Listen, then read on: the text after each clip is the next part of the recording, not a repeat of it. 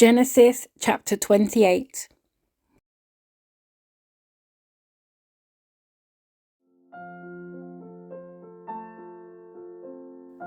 So Isaac called for Jacob, blessed him, and said, "You must not marry any of these Canaanite women. Instead, go at once to Paddan-Aram, to the house of your grandfather Bethuel, and marry one of your uncle Laban's daughters. May God Almighty bless you, and give you many children, and may your descendants multiply and become many nations. May God pass on to you and your descendants the blessings he promised to Abraham. May you own this land where you are now living as a foreigner, for God gave this land to Abraham." So Isaac sent Jacob away, and he went to Paddan-Aram to stay with his uncle Laban, his mother's brother, the son of Bethuel the Aramean.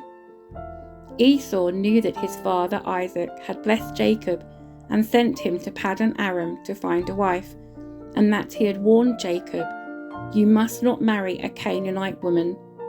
He also knew that Jacob had obeyed his parents and gone to Paddan-Aram. It was now very clear to Esau that his father did not like the local Canaanite women. So Esau visited his uncle Ishmael's family and married one of Ishmael's daughters, in addition to the wives he already had. His new wife's name was Mahalath.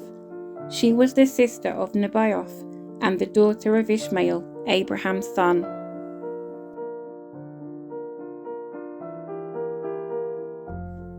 Meanwhile, Jacob left Beersheba and travelled toward Haran.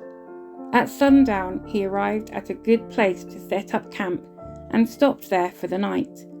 Jacob found a stone to rest his head against and lay down to sleep. As he slept, he dreamed of a stairway that reached from the earth up to heaven, and he saw the angels of God going up and down the stairway. At the top of the stairway stood the Lord, and he said, "I am the Lord, the God of your grandfather Abraham, and the God of your father Isaac. The ground you are lying on belongs to you. I am giving it to you and your descendants.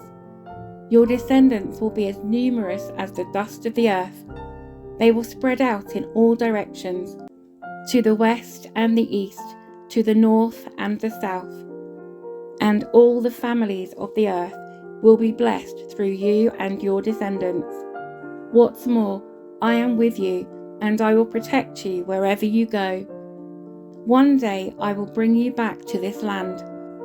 I will not leave you until I have finished giving you everything I have promised you." Then Jacob awoke from his sleep and said, "Surely the Lord is in this place, and I wasn't even aware of it." But he was also afraid and said, "What an awesome place this is! It is none other than the house of God, the very gateway to heaven." The next morning Jacob got up very early. He took the stone he had rested his head against, and he set it upright as a memorial pillar. Then he poured olive oil over it. He named that place Bethel, which means house of God, although it was previously called Luz. Then Jacob made this vow, "If God will indeed be with me and protect me on this journey, and if he will provide me with food and clothing, and if I return safely to my father's home, then the Lord will certainly be my God. And this memorial pillar I have set up will become a place for worshipping God, and I will present to God a tenth of everything he gives me."